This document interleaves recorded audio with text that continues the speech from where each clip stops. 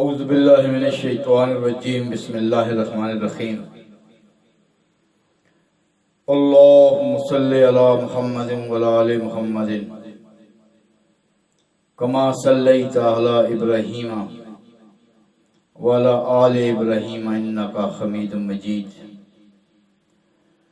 اللہم بارک علی محمد وعلی آل محمد کما بارکت علی ابراہیم وعلی آل ابراہیم انکا حمید مجید۔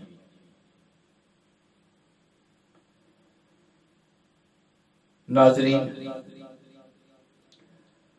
آج کا جو ہمارا موضوع ہے،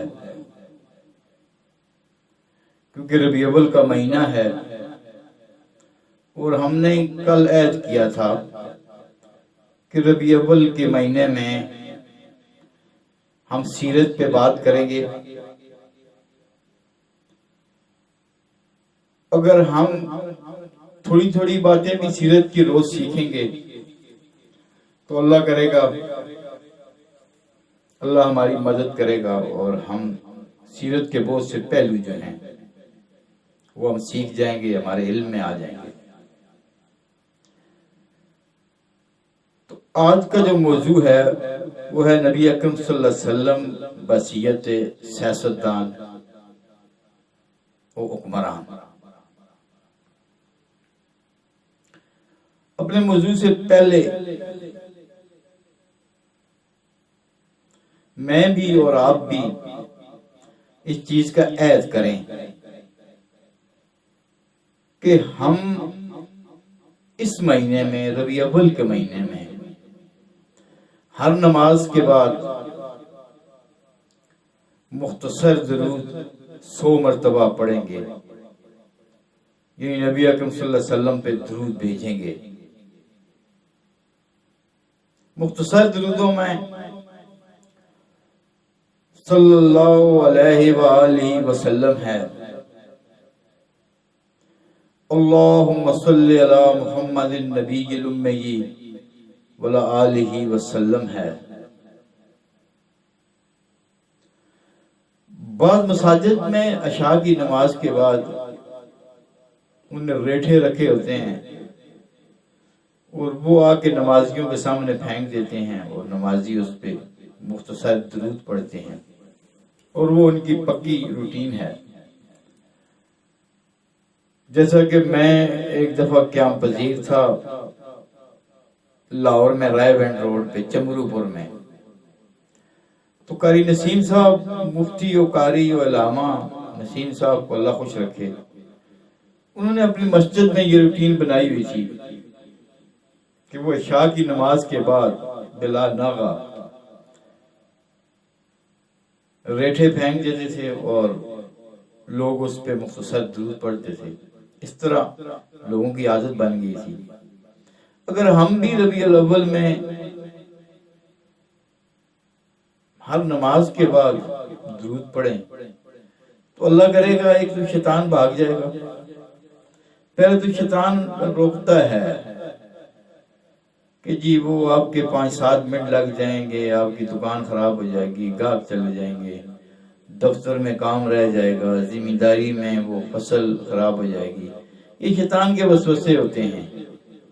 5-10 منٹ کی کوئی بات ہے، 5-10 منٹ میں 100 مرتبہ مختصر درود پڑھا جا سکتا ہے، اور اگر ہم ربیع الاول کے مہینے میں اس کی اپنی عادت بنا دیں تو بقیہ مہینوں میں انشاءاللہ ہماری عادت بنے گی۔ تو میں اب اپنے موضوع کی طرف آتا ہوں۔ حضرت محمد صلی اللہ علیہ وسلم کائنات کی سب سے بڑی صاحب کمالات شخصیت ہے، اور آپ صلی اللہ علیہ وسلم کو کمال کی ہر صفت عروج کے اعلیٰ ترین درجے پر عطا ہوئی ہے۔ آپ سب سے بڑے رسول و نبی ہیں، آپ سپہ سالار بھی ہیں، آپ قانون بھی ہیں، آپ سیاستدان بھی ہیں، آپ حکمران بھی ہیں۔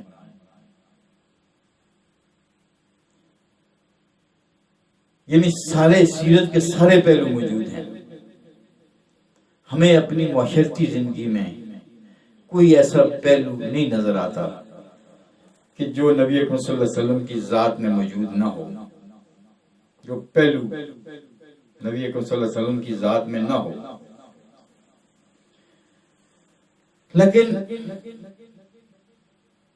ایک مسئلہ ہے نظری، کیونکہ ہم اسی معاشرے میں رہتے ہیں، روزمرہ میں دیکھتے ہیں۔ ایک بات یاد رکھیں کہ حق اور باطل جب آپ کے سامنے ہو اور آپ حق کا ساتھ اس وجہ سے نہ دیں اور اپنی مجبوریاں بیان کریں کہ میری دنیا کی کچھ مجبوریاں ہیں، اور آپ حق کو جانتے ہیں، جاننے کے باوجود آپ حق کا ساتھ نہیں دیتے، تو آپ کے لیے سزا سخت ہے۔ ایک شخص حق کو جانتا ہی نہیں ہے، دیوانہ ہے، اس نے پڑھا ہی نہیں ہے، کسی کے پاس بیٹھا ہی نہیں ہے۔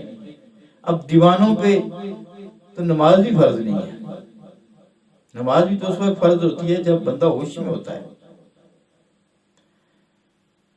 اور آپ کو اگر پتہ ہے تو پھر اب دنیاوی مجبوریوں کی وجہ سے حق کو چھوڑ کے باطل کی طرف جاتے ہیں، اس کے لیے بڑی سخت سزا کی وعید ہے۔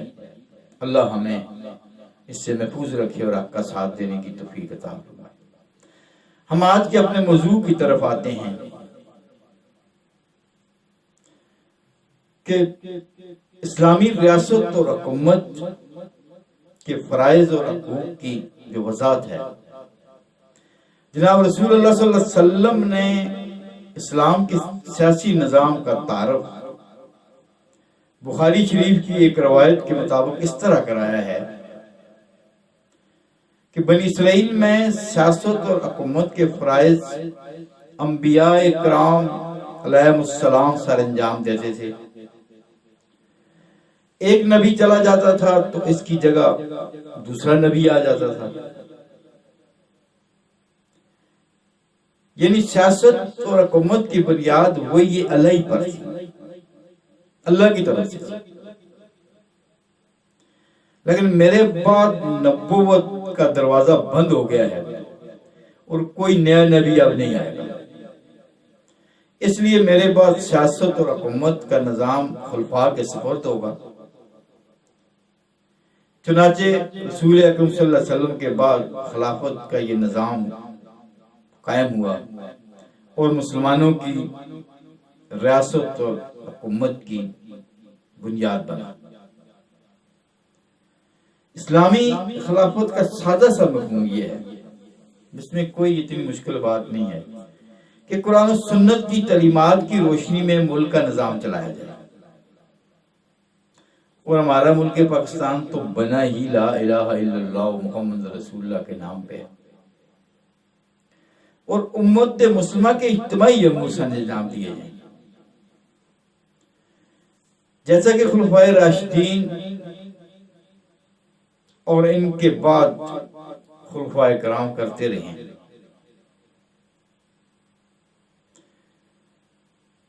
تو لہذا خلافت کے بارے میں ایک عام سوال اٹھتا ہے کہ یہ خلافت قائم کیسے ہوگی اور خلیفہ کا تقرر کون کرے گا؟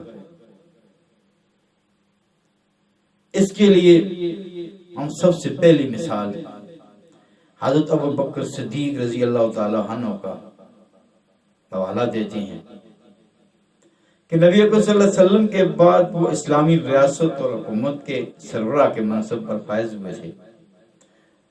انہوں نے یہ منصب نہ تو طاقت کے ذریعے حاصل کیا، نہ ان کا کوئی خاندانی بادشاہی نظام تھا کہ باپ کے بعد بیٹا آ گیا، بلکہ امت کی اجتماعی صوابدید تھی اور عمومی مشاورت ان کے منصب خلافت کی اساس تھی۔ اس لیے خلافت کا قیام امت کی اجتماعی صوابدید کی بنیاد پر ہی عمل میں لایا جا سکتا ہے، اس کے علاوہ کوئی اور راستہ نہیں ہے۔ وہ بلکہ پھر خلافت نہیں ہوتا، وہ ملوکیت میں کنورٹ ہو جاتا ہے کہ باپ کے بعد بیٹا اور بیٹے کے بعد پوتا۔ جناب نبی صلی اللہ علیہ وسلم کی سنت مبارکہ میں ہمیں نمائندگی کا اصول بھی ملتا ہے کہ ایک موقع پر بنو حوازن کی قیدی واپس کرنے کے لیے جب ہزاروں افراد سے براہ راست رائے لینا مشکل نظر آیا تو آپ صلی اللہ علیہ وسلم نے ہر قبیلہ کے سردار کے ذمہ یہ ذمہ داری لگائی کہ آپ نے اپنے قبیلہ سے مشورہ کر کے بتانا ہے کہ قبیلہ بنو حوازن کے قیدیوں کو رہا کیا جائے یا نہ کیا جائے، کیونکہ قبائلی نظام تھا، آج بھی قبائلی نظام ہے، اس وقت بھی تھا، ہر قبیلے کا ایک سربراہ ہوتا تھا۔ تو اس سے یعنی جناب رسول اکرم صلی اللہ علیہ وسلم نے عوام کی اجتماعی رائے ان کے نمائندوں کے ذریعے معلوم کی، کیونکہ قبیلے کے سربراہ ان کے نمائندے ہیں، اور یہ عرفا اور نقبا اور سربراہ یہ جو اصطلاحیں ہیں یہ زمانہ قدیم سے چلی آ رہی ہیں، اور قرآن کریم میں بھی اس کا تذکرہ موجود ہے۔ اس لیے عوام کی رائے معلوم کرنے کے لیے نمائندگی کا یہ طریقہ بھی اسلامی ریاست کی ایک عام بنیاد بن جاتا ہے، لیکن اس میں شرط یہ ہے کہ رائے صاحب رائے سے لی جائے، کسی پاگل سے نہ لی جائے، کسی کم عمر سے نہ لی جائے، کسی دیوانے سے نہ لی جائے۔ لیکن اس وقت زیادہ توجہ اسلامی ریاست کے اس پہلو کی طرف دلانا چاہوں گا کہ رسول اکرم صلی اللہ علیہ وسلم نے ایک فلاحی اور رفاہی ریاست کا نظام دیا، جسے آج کی دنیا میں ویلفیئر سوسائٹی یا ویلفیئر سٹیٹ کا نام دیا جاتا ہے۔ اکثر اوقات آپ لوگوں کی زبان سے سنتے ہیں ویلفیئر سوسائٹی۔ جناب رسول اللہ صلی اللہ علیہ وسلم نے حدیث کے مطابق ارشاد فرمایا کہ معاشرے میں جو لوگ بوجھ تلے دبے ہیں یا بے سہارا ہیں وہ میری ذمہ داری ہے، یعنی ایک آج کے دور میں کہتے ہیں وہ حکمران کی ذمہ داری، یعنی ان کی کفالت بیت المال کرے گا۔ چنانچہ آن حضرت صلی اللہ علیہ وسلم کے دور میں اور پھر خلفائے راشدین کے دور میں بیت المال کا یہ نظام کفالت کہہ دیں اس قدر مستحکم ہو گیا تھا کہ پورے ملک کے بے روزگار، معذور، بے سہارا لوگ، ان سب لوگوں کی جو کفالت ہوتی تھی وہ بیت المال سے ہوتی تھی۔ میں آخر میں اس کے خلاصے کی طرف جاتا ہوں جو آج کا ہمارا عنوان ہے کہ نبی اکرم صلی اللہ علیہ وسلم بصیرت سیاستدان، بصیرت حکمران۔ اس میں پہلی چیز یہ ہے کہ اللہ تعالیٰ کی حکمیت اور قرآن و سنت کی اطاعت ریاست اور حکومت کی سب سے بڑی اساس ہے۔ دوسرا یہ حکومت کا قیام امت مسلمہ کی ثوابدید پر عوامی مشاورت پر ہے، اور تیسرا یہ ہے کہ اسلامی حکومت کا نظام چلانے کے ساتھ ساتھ معاشرے کی اجتماعی کفالت اور تمام شہریوں کی ضروریات پورا کرنا اسٹیٹ کی ذمہ داری ہے۔ اگر ہمارا ملک پاکستان لا الہ الا اللہ محمد رسول اللہ کے نام پہ بنا تھا، اس لیے بنا تھا کہ کافر اور مسلمان ایک ساتھ نہیں رہ سکتے، ان کا رہن سہن اپنا ہے، ان کے قانون اپنے ہیں، ان کا کلچر اپنا ہے، اس لیے ہم نے علیحدگی حاصل کی تھی۔ اگر ہم ان اصولوں کو سامنے رکھ کر پاکستان کو اسلامی ریاست بنانے کی طرف قدم بڑھائیں گے تو قیام پاکستان کا یہ جو مقاصد تھا، پاکستان کا مطلب کیا، لا الہ الا اللہ محمد رسول اللہ، یہ پورا ہوگا۔ اگر ہم ایسا نہیں کریں گے تو پھر یہی ہے کہ ہم نے چند لوگوں کے لیے یہ ملک بنایا تھا وہ اس پہ قابض رہیں گے، وہ اس پہ حکومت کرتے رہیں گے۔